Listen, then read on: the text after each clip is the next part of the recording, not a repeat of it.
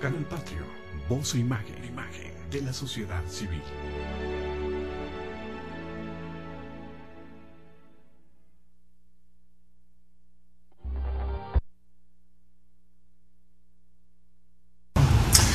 ¿Qué tal? Soy Jesús Zapata en su programa Gestión Social. ¿Qué sorpresas tiene la vida? Grandes sorpresas. Y siempre que tú vienes con nosotros, entramos a ese mundo. Y me da mucho gusto que el día de hoy estés aquí nuevamente con nosotros, como músico, como poeta, y le podemos agregar... Claro. ¿Y loco? Y loco. Y loco, ¿verdad? Y loco. La locura tiene una razón de ser en toda la parte de la creatividad. Me da mucho gusto recibirte nuevamente aquí con nosotros. Jorge Sergio Hernández Medrano. Aquí estamos. Gracias. Otra vez. Gracias. Aquí estamos. Has preparado un tema que desde el título me mueve muchas cosas. El aliento de Dios. ¿Qué palabras? El aliento de Dios.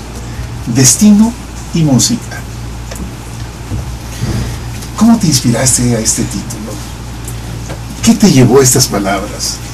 Resulta que uno siempre anda halagando a Beethoven. Uno siempre dice que le gusta la música de Beethoven. En la escuela, cuando te preguntan que si conoces música clásica y dices que sí, y te dicen, a ver, nómbrame a 2 compositores o 3. Primero dicen Mozart, luego dicen Beethoven, y ya después le pueden poner Haydn o ya uno que otro Bach. Bach, sí. Y bueno, hay una serie de músicos muy importantes, pero definitivamente la figura de Mozart versus la figura de Beethoven son siempre un gran tema de conversación. ¿Por qué? Porque Mozart es el genio que nació genio. Sí. Mozart es el ángel que nos enviaron con toda la genialidad, toda la carga divina ya incrustada en él, y Beethoven es el genio que se hace. O sea, no nació siendo genio como tal, es la figura de que uno puede lograr llegar a esos niveles divinos. Entonces, por eso este título y este programa de hoy que vamos a... Mira, hablaste de ángeles, o sea, Mozart fue un ángel. Aquí en el programa yo he tenido como invitada a Lucy Aspra, que es la fundadora de la Casa de los Ángeles, en la esquina de Campeche y Chilpancingo, en la colonia Pueblo Condesa. Y ella dice, es que los ángeles son mensajeros de Dios. Claro. Fíjate, así como tú, ella dice, los ángeles son mensajeros de Dios. Y tú dices, Mozart, no cabe duda, un mensajero de Dios. ¿Cómo en 35 años de edad hizo todo lo que hizo Mozart? Así es. Sí, es algo sorprendente. Pero bueno, hoy quise enfocarlo a la escucha también interior de lo que sería la Novena Sinfonía, que es su última sinfonía, que por ahí hay alguien que dice que en realidad hizo 10 por una sinfonía 0 que anda por ahí perdido, o un concierto 0, que bueno, eso ya es de los musicólogos, pero al menos sí saber que la Novena Sinfonía tiene dentro de sí toda una carga de conocimientos que Beethoven ya venía percibiendo desde la filosofía de Kant, desde lo que él había leído de Kant, de Hegel, que bueno, hay una relación entre estos filósofos, ¿no? Aunque son algunos ligeramente dispares en época. Ahí hay una serie de lazos de estudios que hizo Beethoven con pues los poemas de Schiller y sí. Cómo se encuentra a los 24 años aproximadamente con estos textos Beethoven, y cómo los pretende plasmar después en su música. La filosofía kantiana, la filosofía incluso que después Hegel desarrolla como la dialéctica, en donde hay una tesis, una antítesis y la síntesis. Esto también Beethoven lo quiso plasmar, y entonces pone por un lado lo que sería el sentido de oposición y el sentido de súplica, que normalmente lo desarrolla como temas aislados en su música a partir de las sonatas que ya abren brecha y de los conciertos que ya abren brecha hacia lo que es el romanticismo. Pues Beethoven es considerado el primer romántico y el último clásico. O sea, él es el que cierra la tradición de Haydn, Mozart, Clementi y todos ellos, y abre la tradición de los románticos, en donde ya después pues reinan Liszt, Chopin, Schumann, ¿no? todos estos bestias sagradas como sí, bestias sagradas. Oye, qué personalidad tan impresionante la de Beethoven. Claro. Vamos, y desde de esta parte a la otra, y desde, ¿qué dijiste? Desde desde lo clásico a lo romántico, de lo clásico la transición. Claro. Otra vez a lo que tú mencionas cuando hablas de causa y efecto, arriba y abajo, todo, vamos, esta correspondencia que se da. Sí. Yo creo que Beethoven en algún momento sintió la necesidad de transformar su lenguaje, pero de comprender, al entender o al comprender que había algo más que solo lo que era su profesión y lo que él hacía y lo que es el arte. Yo creo que tiene esa figura angélica también para mí, porque quiso, o más bien muy humana, que quiso prenderse del ángel, así como Job, ¿no? Que incluso está la estatua ahí en Bellas Artes al lado, que creo que alguna vez lo comenté aquí y si no lo vuelvo a decir. Sí, por favor. Aquí en Bellas Artes, del lado izquierdo, está la entrada principal, del lado izquierdo está un rostro de Beethoven que mandó el gobierno alemán, que regaló, y arriba de ese rostro ligero del mortuorio de Beethoven está el ángel, ¿no? Con Job agarrado de la pierna, que en la leyenda de Job pues dice que él se quiso prender del ángel para poder lograr esa chispa de divinidad, y el ángel pues le dice no, porque vas a quedar deshecho, vas a quedar desintegrado, lo que tú veas ahí arriba, lo que tú percibas ahí arriba está fuera del alcance de lo humano, entonces no puedes hacer eso, y él se prende y dice no importa, o sea, yo tengo que lograr llegar allá, ¿no? Es otra manera también correspondiente de lo que sería un Prometeo, ¿no? Que bueno, tiene otra connotación, pero sí hay un punto de encuentro entre el Prometeo y entre el Job y el ángel.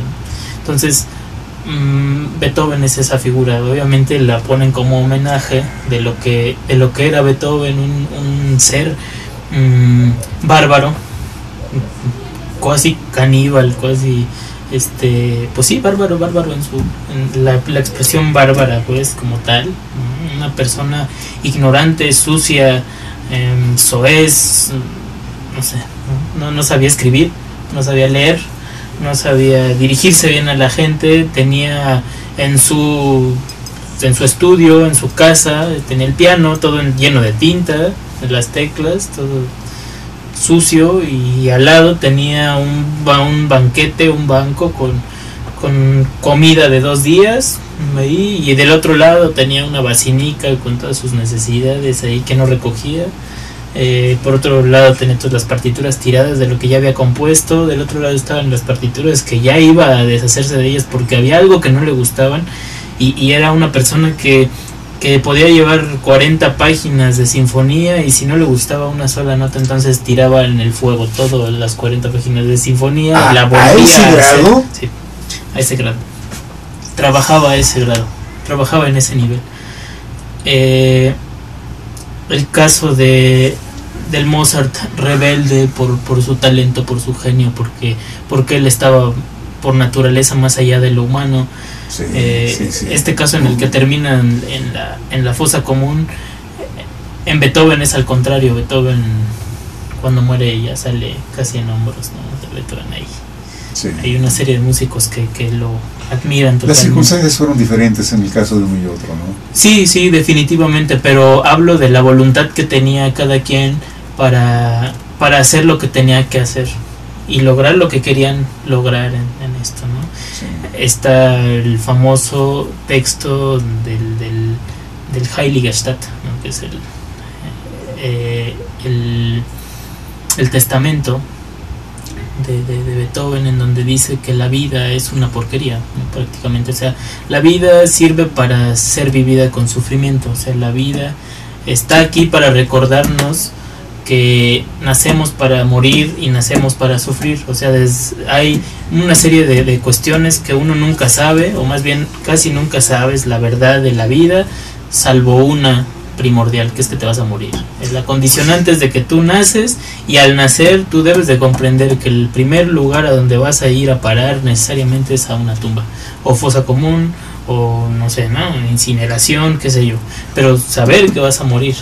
Mira, ¿cómo es que llega a haber pensamientos coincidentes como el de Nietzsche diciendo el sufrimiento es inherente al ser humano? Claro. Y Beethoven lo dijo. Sí. Beethoven decía ya esto. Él decía que era insoportable a veces la vida, era tan dolorosa la vida, pero lo único que me mantiene en sí vivo es la música. Si yo no me he quitado la vida, no es por cobarde, es porque todavía le debo mucho yo al arte de la música. Y ese texto incluso viene ahí en internet, lo pueden comprar en libros, pero sí creo que en internet ahí está, el testamento de Heiligenstadt, ahí lo pueden buscar, y leer lo que dice, porque es una declaración así bestial. Obviamente hay un punto de encuentro en donde él quiere llegar directamente al impacto divino, a lo que la divinidad tiene para con nosotros. Entonces esto lo plasma ya desde sus primeras obras románticas, porque hay obras que tiene en donde solo refleja un sentido muy, muy clásico, refleja una cuadratura muy, muy precisa, los temas muy definidos, las formas como tal muy definidas, muy tradicionales, pero empieza a romper con ellas y empieza a manejar los temas de una manera increíble. Hay una sonata patética, por decir, que muy, muy conocida, que hace un juego con las introducciones y con los temas, y que normalmente en una sonata como tal tiene una estructura muy definida, con dos temas que se van contraponiendo y al final se resuelven. Pero él los lleva todavía más lejos. A nivel movimientos, una sonata o una sinfonía puede tener 3 o más movimientos. En estos movimientos, en estos momentos, Beethoven encuentra el sentido de la súplica y el sentido de hace rato lo dije, lo que es la súplica, y por otro lado, déjame recuerdo, porque estoy atareado con tanta información.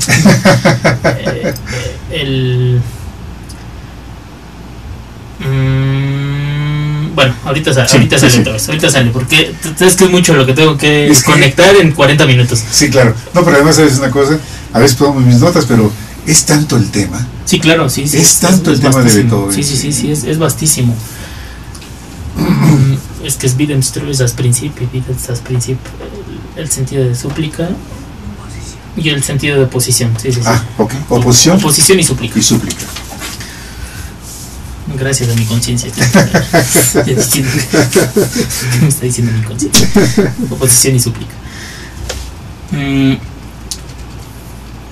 Normalmente uno encuentra gente que no entiende hacia dónde van las directrices del artista o del artesano. Beethoven era un artesano. Beethoven empieza a poner la figura del artista, pero por necesidad creadora.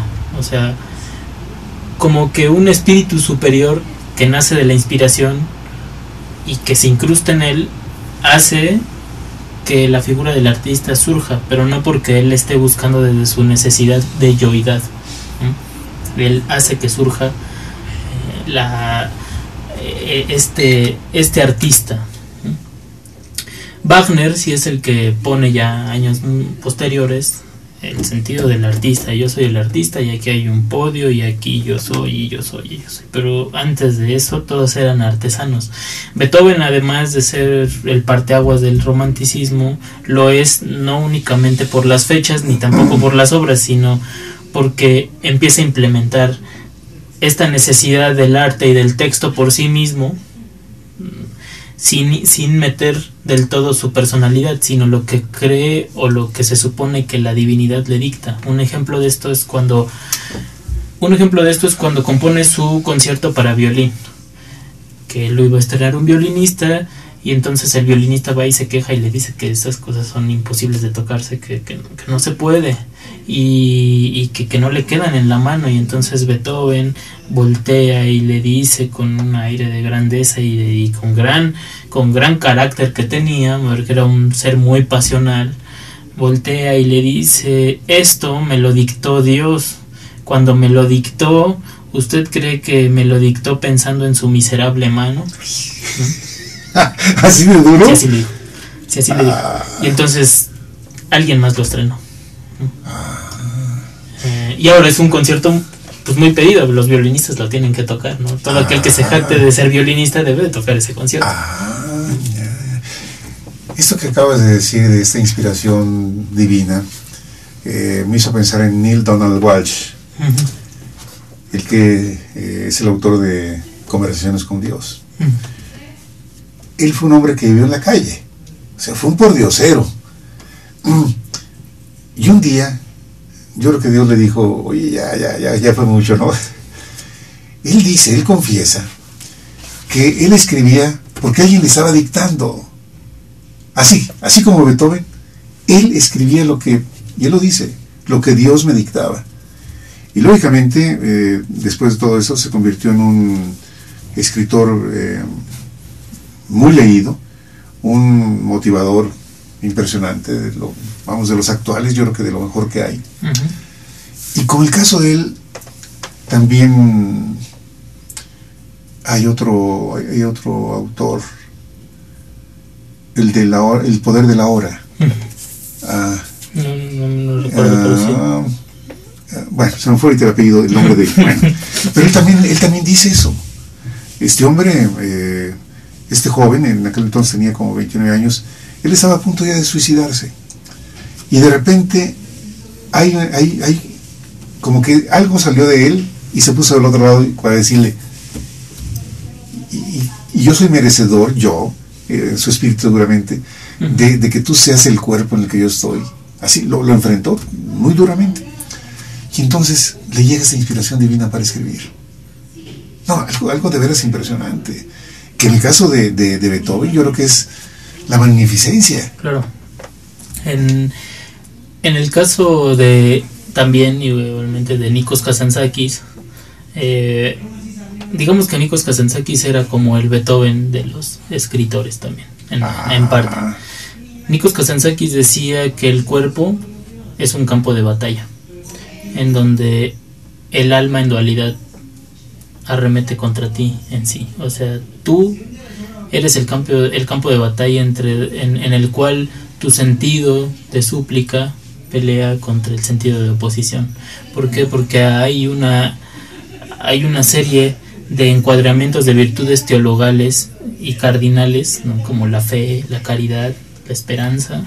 Hay una serie de elementos que luchan para que tú seas una mejor persona, pero también hay otra serie de elementos instintivos que luchan para que tú no perezcas en tu necesidad de permanecer como humano y como hombre en la tierra. Entonces, ¿a qué le da uno mejor prioridad? ¿A lo divino o a lo humano? Y el centro de batalla en donde se combaten esos dos ejércitos es uno mismo y el cuerpo. Beethoven plasma mucho esa figura también en sus obras, ¿no? ¡Qué increíble! ¿Cómo? Fíjate, en esa imagen que tú nos has proyectado de quién era Beethoven, ¿cómo lograba Beethoven, vamos, hacer eso? Lo que acabas de mencionar ahorita, vamos, ¿cómo le llegó todo esto a Beethoven? Después de que hablaste del personaje que era, de la persona que era, no personaje, la persona claro. que era, ¿cómo logró ser lo que fue como compositor? Definitivamente con una ardua disciplina. O sea, una persona muy muy disciplinada, pero también con esto que decíamos en el programa anterior del ocio. Era una persona por ratos muy ociosa. en el sentido griego, en el sentido correcto. Contemplativa. Podría salirse a grandes caminatas y bueno, en estos jardines y en estos valles alemanes que Hitler después con los nazis retoma, porque admiraba de alguna manera la figura beethoveniana y de todo esto que había, no solo lo wagneriano, sino también lo beethoveniano. De alguna manera va y compra casas al estilo de las caminatas de Beethoven, porque los lugares que contemplaba Beethoven eran increíbles. Y tenía una gran sensibilidad, incluso para esto del enamoramiento, que bueno, tuvo 2, 3 amores, uno muy grande, muy importante, con quien fuera una de sus alumnas, que tenía 16 años, 15 años, algo así, ella, y él tenía ya como 33, 32, o 35, él ya estaba mucho más grande. Y bueno, la sociedad y la familia de ella lo impidieron. De ahí surge el Claro de Luna, el tema del Claro de Luna, que ni siquiera se llamaba Claro de Luna, pues eso ya fue posterior, como siempre algún crítico, alguien lo incrusta ahí, ¿no? Pero en realidad no se llamaba así, es solamente una fantasía, es una sonata cuasi fantasía, opus 27, número 1, en do sostenido menor.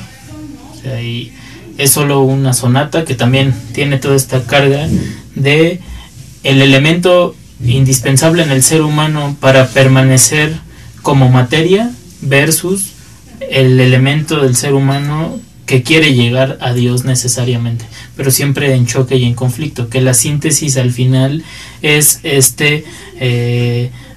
Freud, ¿no? que dice Freud, Schener, Goethe, Funker, aus Elysium, que es la hija del Elisio, chispa divina, o hermanos míos, que así se traduce, que es la oda a la alegría que le puso no sé qué extraño personaje, que se puso ahí también así como le puso letra en español y todo el mundo lo canta y todo el mundo lo tararea, pero detrás de eso hay enseñanzas místicas, porque él también perteneció a órdenes místicas, ¿no? En donde él empezó a estudiar toda la teología, todas las ciencias ocultas, y el resultado que obtiene con esto es entenderse en el todo del todo, desde reconocerse como parte indispensable de eso. Es como saber que tú no eres menos que una estrella, sino eres una estrella que está abajo de la estrella que está arriba.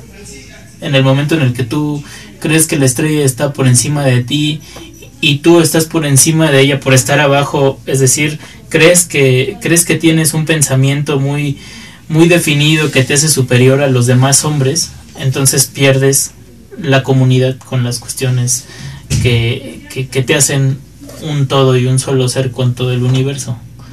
Por ahí iba el sentido de la oda a la libertad, u oda a la alegría, oda a la hermandad, ¿no? Sí, que es esta cancioncita de la novena sinfonía, que es un coral, ¿no?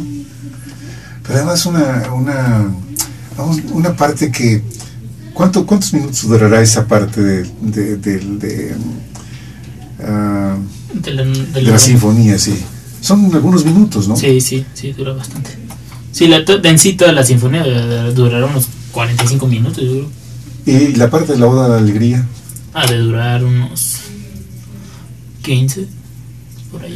Porque no es únicamente la parte de lo que se escucha en el canto, o sea, está toda la parte musical, sí, claro. Y está claro, la parte cantada. Por decir una personalidad muy, muy genial de la cultura cinematográfica, como lo es Stanley Kubrick, sí. En La Naranja Mecánica, utiliza los temas de la oda a la alegría o de la sinfonía novena en el cuarto movimiento, porque tiene 4 movimientos. La oda a la alegría pertenece, o a la libertad pertenece al cuarto movimiento, y tiene distintos momentos en donde se empiezan a pelear Bitte das Prinzip y Bitte das Prinzip, en donde está la súplica y la oposición, sí. En donde se encuentra el destino, por decir, en la oposición, en el que uno amanece con el pie derecho y cree que la vida le va a sonreír, y de pronto te tocan y te dicen, bueno,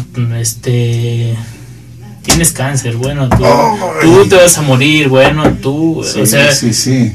Hay cosas que están ahí listas para que nosotros las tomemos de la mejor manera, porque en realidad son fatalidades, pero son también fantasmas nuestros, son rastros de lo que nosotros vamos dejando desde nuestra conexión kármica con el mundo. Karma no es aquello que resuelve nada más las cuestiones negativas que hacemos. Karma no quiere decir, bajo esta idea New Age que tiene uno de hiciste algo malo entonces lo pagas. No, karma es la primer simiente de energía que crea que las resoluciones periféricas de tu vida te den la calidad de vida necesaria para resolver todo lo que tienes dentro y fuera del ser. Eso es en sí karma. Entonces tú vas creando toda esa información. Ahí es en donde se encuentra la frase de que nosotros somos arquitectos de nuestro propio destino. Bueno, en realidad tú lo creas, tú vas creando todos esos peldaños. Stanley Kubrick entendió de alguna manera pues muy bien esto de Beethoven, este sentido beethoveniano. Sí. Y en la figura del Alex en la Naranja Mecánica quiere encontrar libertad desde la pues esta pelea de lo que es la súplica y la oposición, ¿no? Desde el Alex que era un pandillero y que era un verdugo de la sociedad, y después como tiene una transformación en donde le empiezan a quitar este sentido de defensa que uno debe de tener, alguna pizca de maldad que luego uno confunde con ser despiadado con la demás gente, pero no, a veces es necesario porque finalmente seguimos siendo animales. Hay algo de animal en nosotros, ya varios lo han dicho, desde Aristóteles antes incluso, ¿no? En muchas formas somos animales políticos. Aristóteles decía zoopoliticón, somos animales racionales, somos animales laborales, somos animales dependiendo en los distintos países y pensamientos cómo nos han definido, pero siempre como animales. Como la misma animalidad social nos puede dar las armas para salir adelante o nos puede quitar los dientes para defendernos. Y entonces la figura de Alex, en donde después quiere solamente encontrar ese sentido de paz que le hace falta, que sabe que infringió alguna serie de reglas, pero después comprende que era necesario, y aún así le quitan una y le quitan otra parte, y bueno, pues termina genialmente. Alex se muere y le ponen a todo esplendor la novena sinfonía. Le ponían unas bocinas gigantes abajo, en lo que lo encerraron en un cuarto para torturarlo, y eso es un símbolo de que la libertad nos puede llegar a torturar en el momento en el que no estamos en contacto con nuestra libertad real desde la soledad, lo que hace rato decíamos también en el programa anterior. Sí. O sea, si no hay una comprensión interior de la soledad, entonces en realidad sí estamos muy abandonados, ¿no? Stanley Kubrick, me hiciste recordar 2001, Odisea en el espacio. Oh, sí, genial. Así hablaba Zaratustra. Uh-huh. ¿O habla Zaratustra? Así habla Zaratustra. Así habla Zaratustra. Zaratustra. ¿Cómo Stanley Kubrick tenía esta sensibilidad para los grandes autores musicales? Claro. Llevarlos ahí a la pantalla. Claro, sí. Único de veras, Stanley Kubrick. Sí.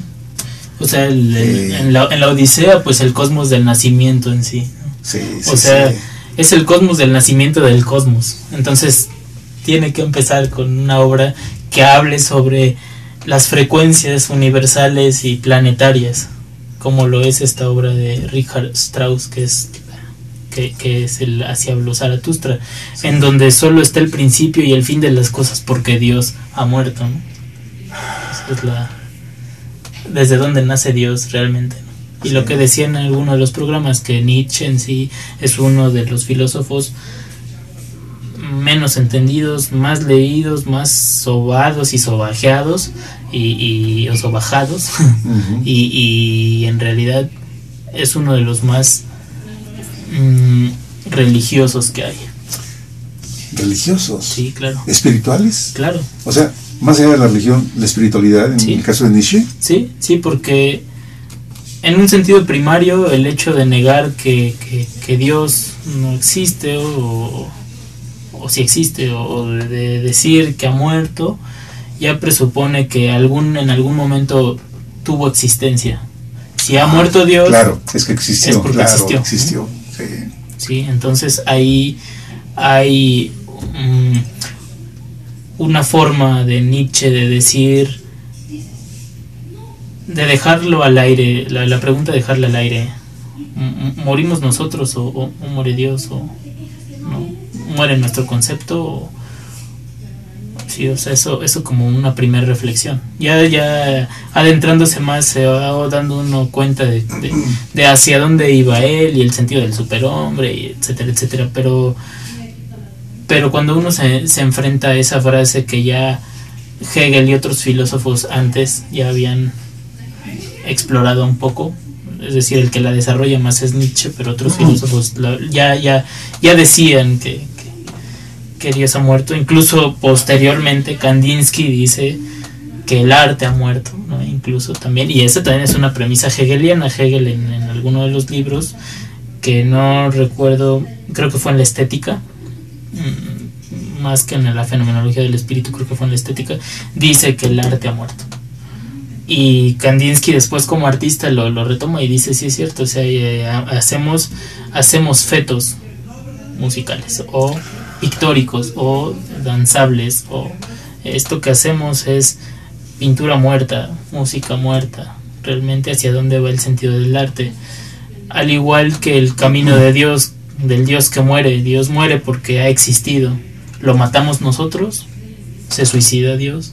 O sea, eso presupone que Nietzsche comprendía la naturaleza de Dios de alguna manera. ¿Y cómo es posible que él desarrolla esa premisa sin dejándonos en la imaginación sobre si nosotros acabamos con él o él se muere porque es insuficiente para los hombres o los hombres somos insuficientes para Dios? Eso presupone que Nietzsche era un poco más religioso de lo que nosotros creemos que no. Hay que estudiar. Hay que estudiar. Todo esto que tú dices te ha llevado muchos años de estudio. Algo. Sí, algo. Como tú dices, algo tú escribes todos los días, lees todos los días.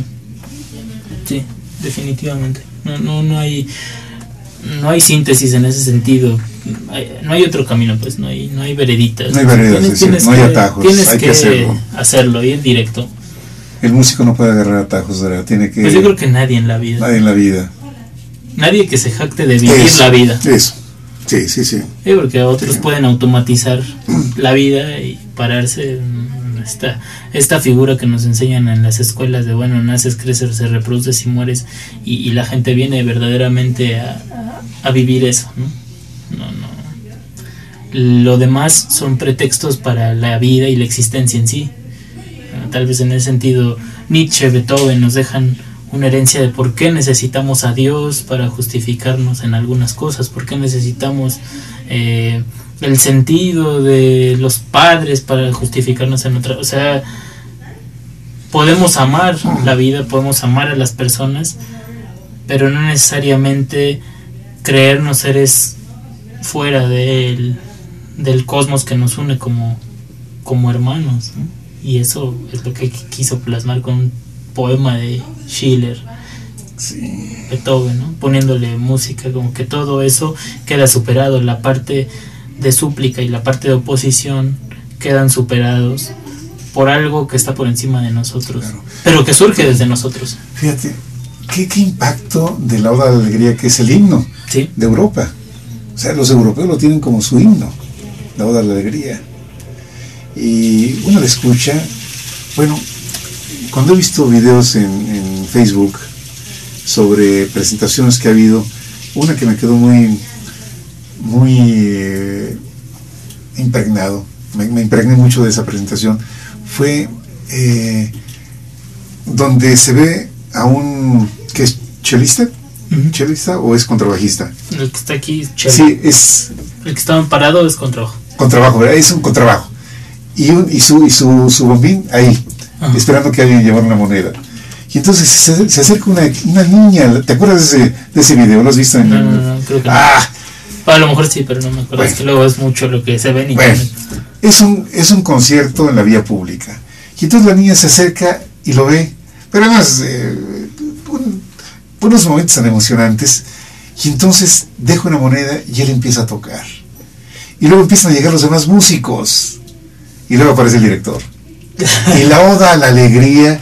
No, mira, te transforma escuchar. La música por sí misma es muy bella. En el momento en el que uno como compositor va a escribir el primer sonido, debe de estar consciente que es lo anterior a algo, pero también lo posterior a algo. El primer sonido que uno escribe no es solamente el inicio de una obra, sino es el punto central que te llevará a otro lado, pero que trae memoria de otras cosas que deben de ser plasmadas. Y al manejar bien las temáticas y al manejar bien cada uno de los sonidos que se van concatenando para remembrar lo anterior y proporcionar la información nueva, cuando se conjuntan correctamente, entonces la música por sí misma habla. Si además se le va a agregar un texto tan significativo y tan simbólico como el poema de Schiller, entonces ya la intención es doble del arte. El problema es si nosotros estamos capacitados para percibir todo eso en ese momento. Ahora no se diga si tenemos memoria de lo que pasó antes del primer sonido y de lo que sucederá después del primer sonido, y solo estemos esperando que acabe la obra, dejándonos llevar por la pasión de lo que se siente bien en ese momento, y no de lo que nos va a transformar para sentirnos bien toda la vida.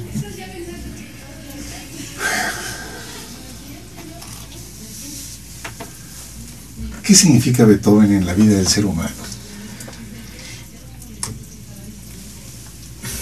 Beethoven significa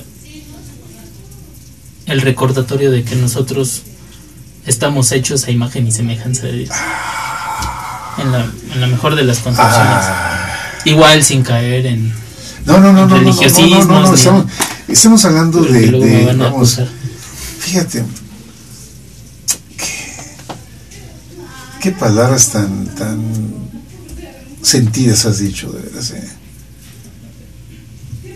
de lo que significa Beethoven. Sí, claro. Son palabras para de veras.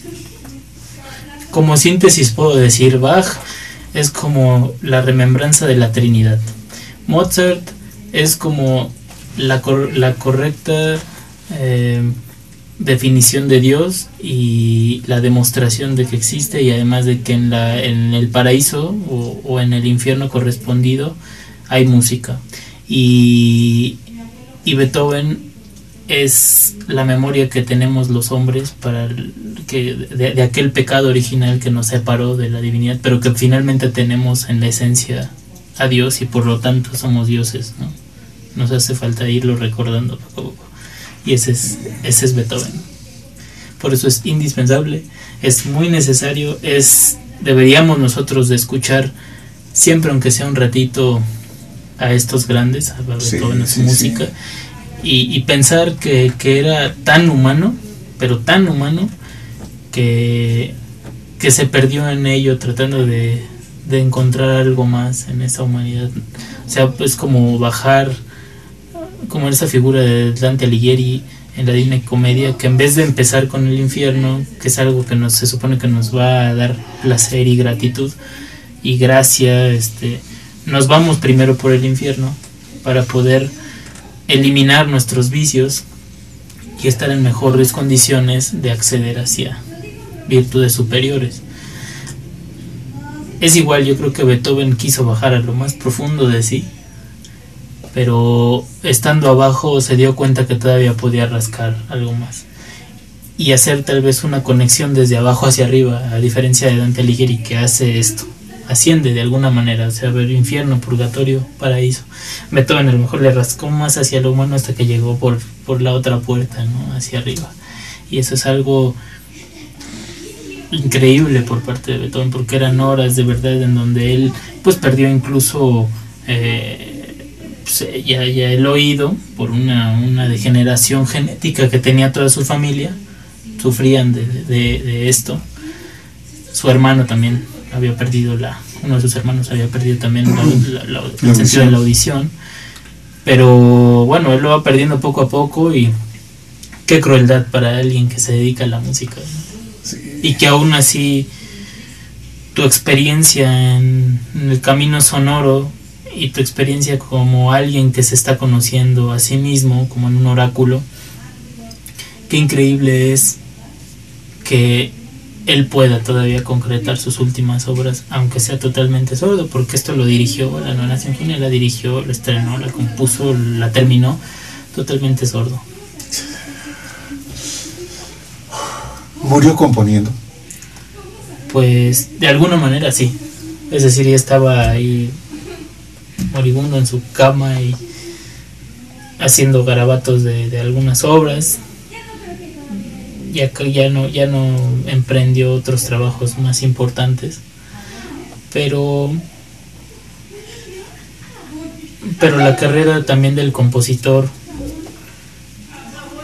va un poco por entender que todas las sonoridades contenidas en uno son frecuencias no solo de nuestras emociones, sino también de nuestros razonamientos, y yo creo que en ese sentido siguió componiendo porque sabía hacia dónde iba, que había cumplido con eso y que se pudo ir tranquilo y en hombros. Por eso no solo es el hecho de que hayan sido circunstancias diferentes la de Mozart y la de Beethoven, sino el hecho de que Beethoven pudo trascender a tal grado de que con mucho gusto lo sacaron en hombros, ¿no? Y que aprendió a escribir, y que aprendió a leer, y que aprendió a relacionarse, y que aprendió el oficio del artesano, y cómo hace surgir al artista sin necesidad de proclamarse artista.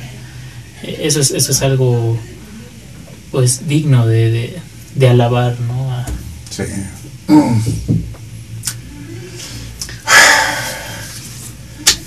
¿Qué le puedes sugerir a nuestro auditorio respecto de escuchar a Beethoven? Ahora tenemos la enorme ventaja de que en internet uno puede encontrar conciertos, claro, sinfonías, entrando a YouTube o alguna manera. Yo les sugiero que encuentren, como lo decías en el programa anterior, que hablabas del perdón, que yo siempre lo hago diferente a la disculpa, porque disculpar, claro, es quitar la culpa, perdonar es regresar el don, ¿no? Es de ahí vienen las raíces. O sea, disculpar es, ok, tú hiciste esto, yo te quito la culpa de lo que hiciste, pero no quiere decir que te perdone, porque perdonar es regresar el don. Tú cuando llegaste a incursionar en mi vida tenías un don único y lo perdiste. Entonces no es tan fácil como decir lo perdono y ya. Es te disculpo, y en un segundo plano pues más trascendido, te perdono, te regreso el don. Fíjate, lo del ejercicio que Angélica Bolocán aquí me puso a hacer. Sí. De regresar, fíjate, de regresar el don que me diste. Es increíble. Y bueno, con estas obras de Beethoven que uno escucha en el YouTube o en los discos, o sobre todo en las salas de concierto, que vayan, independientemente de que claro, la mayoría de los directores sean medio piratas, vayan y encuentren en esta música humana un rasgo de lo más divino que tienen en sus vidas. Sí. Y perdónense por la existencia tan vacía que a veces llevamos. Es verdad. Uno puede poner una disculpa, decir es que es muy caro ir a escuchar música en Bellas Artes. Pues no. Hay conciertos de hasta 20 pesos. ¿En Bellas Artes? Sí, en la Sala Ponce y eso, sí hay conciertos de 20 pesos. No hay pretexto entonces. No hay pretexto, no hay excusa. Hay otros que son gratis. Mira, el tema de hoy, desde el título, el aliento de Dios. ¿Qué expresión? El aliento de Dios. ¿Y cómo lo proyecta a través de los seres humanos? Así es. Y son mensajeros.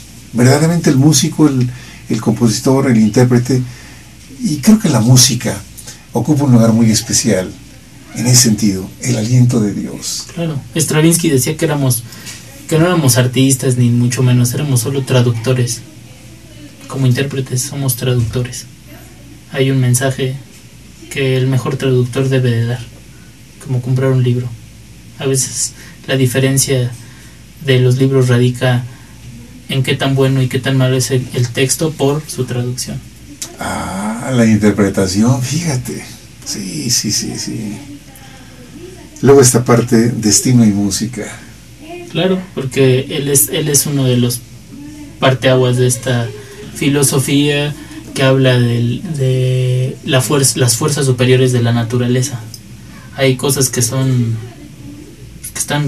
lejos del alcance del humano y que a su vez puedes entenderlas como parte de los fenómenos naturales, pero definitivamente están fuera de ti. O sea, es como un tornado, o es como un maremoto, está fuera de, o sea, alguien que se quiera poner ahí creyendo que no le va a pasar nada, pues es una fuerza devastadora en la cual ni toda la tecnología puede hacer nada para estas resoluciones que la madre naturaleza hace a propósito de lo que tiene que ser renovado en determinado momento. Sí. Todos esos fenómenos a nivel metafísico, Beethoven se preocupó un tanto por estudiarlos, y el destino dice que es uno de ellos. Entonces, él desde su quinta sinfonía lo plasma muy bien con estos sonidos, con estos 4 sonidos que inicia la quinta sinfonía muy conocida, sí, en donde son 3 sonidos y la resolución. Y es el destino, ¿no? Ajá. Sí. Pues mira, nos abres el apetito. A ver, ¿qué hay? A ver. ¿Tú se alcanzas a leer? A ver. O nos das o nos ayudas. A ver. ¿Qué dice? Avena. Felicidades. How you turn my world, you precious thing. ¿Qué dice? ¿Qué? ¿Traduces? Traduce, Pablito, por favor. Yo no sé inglés. No, sí sé inglés, pero... Sí, yo sé un poquito. Dice... How you turn my world, you ¿Cómo transformas mi mundo? Tú... ¿Cómo has transformado mi mundo? ¿no? ¿Cómo has transformado mi precioso mundo? Precioso. Sí. Pero ¿cómo dice? ¿Quién cosa preciosa, ¿no? Pero ¿quién nos escribió? D.A. La Dama Azul. ¿La Dama Azul? ¿Qué tal, ¿La Dama Azul? Sí. Anda, bien. Para que vean que no nada más ustedes tienen sus enamoradas. Muy bien, luego seguimos. ¿Ya? Hay más, Isabel, ¿hay más texto? Eso es. ¿Cómo sientes este mensaje en chat? Muy bien. Me hace feliz. ¿Sí, verdad? Sí. Claro. Mira, creo que hay una gran inspiración en este programa el día de hoy. Sí, claro. Sí, siempre, en toda... Yo creo que a propósito del programa anterior que decía, no de este programa anterior, sino del pasado, del antepenúltimo programa, o antepenúltimo programa, que me preguntabas que cómo estaba mi vida. Yo creo que el equilibrio de todas mis inspiraciones radica en una sola inspiración que tengo, porque hay varias inspiraciones para hacer las cosas, sí, pero siempre hay un punto que genera todo lo demás, y es muy importante vivir con amor. Yo creo que mi punto que genera todo eso es desde el amor. El punto de Beethoven era desde el amor, y por eso admiro también tanto a Beethoven. Ya. Bien, pues hemos llegado al final del programa. Quiero agradecerte encarecidamente esta emocionada transmisión de la figura de Beethoven, su obra, este sentir, este mensaje divino. Eso me encanta. Sí. ¿Cómo hubo un personaje como él que logra hacer lo que hizo? Claro. Sí. Esta inspiración que tuvo Beethoven. Bueno, pues nos dejas muy pensativo y con mucha tarea. Sí, pues hay que acercarnos a la música de Beethoven. Escucharla hay que escucharla. Sí. Y redimirnos como seres humanos. Es verdad. Muy agradecido, Jorge Sergio Hernández Medrano. Gracias, Jesús. Espero que tu mami siga mejor. Sí, yo también, yo creo que sí, ya va un poquito mejor, ahí va un poquito mejor. Bueno, muy agradecido también con, no está aquí a cuadro, pero está con nosotros Pablo Eduardo Damasio Pérez. Gracias. Gracias a ustedes por haber estado con nosotros. Hasta la próxima. Au revoir. Au revoir.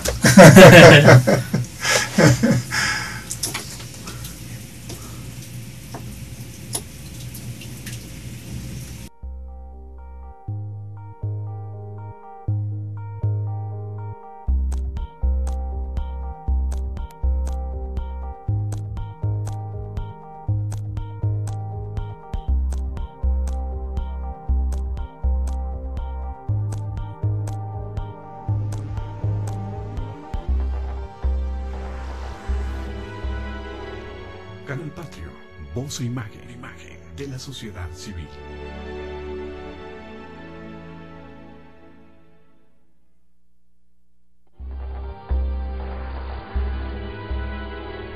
Canal Patrio, voz e imagen de la sociedad civil.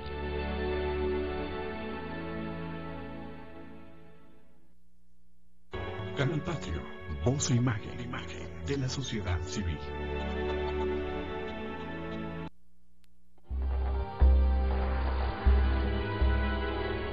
Canal Patrio, voz e imagen de la sociedad civil.